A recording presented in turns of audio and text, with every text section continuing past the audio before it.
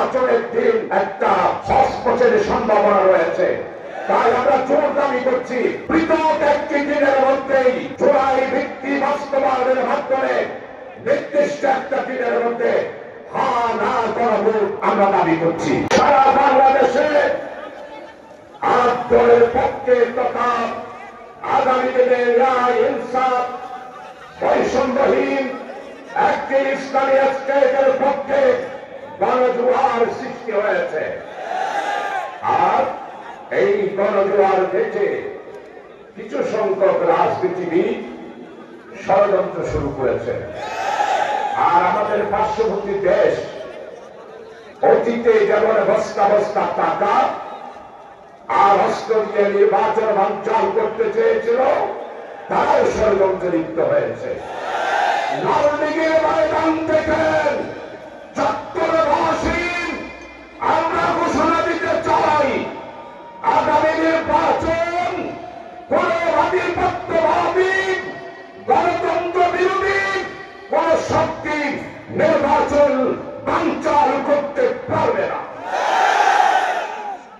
Level playing এর মাধ্যমে আগামী দিনে নির্বাচন হবে ইনশাআল্লাহ। তবে জুলাই সনদের আইনি ভিত্তি বাস্তবায়নের জন্য বর্তমান যারা উপদেষ্টা পরিষদ রয়েছেন, জুলাই সনদ আজকে সবাই মিলে আইনি ভিত্তি দেওয়ার জন্য ৮ দলের পক্ষ থেকে আমরা দাবি দিচ্ছি। আইনি ভিত্তি দিতে অসুবিধাটা কোথায়?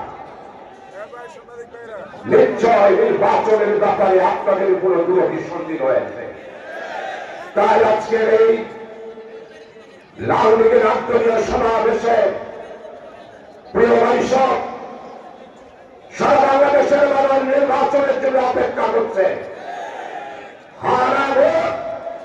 কেমন নির্বাচন একদিন হবে? আত্মীয় দাবি করছেন, পৃথক একটি দিনেই হারা ভোট দিতে হবে। যদি না হয় তাহলে নির্বাচনের দিন একটা হস্তক্ষেপের সম্ভাবনা রয়েছে। তাই আমরা জোর দাবি করছি, পৃথক একটি দিনের মধ্যেই আমাদের জুলাই ভিত্তি বাস্তবায়নের মাধ্যমে নির্দিষ্ট একটা দিনের মধ্যে হ্যাঁ না করা ভোট আমরা দাবি করছি।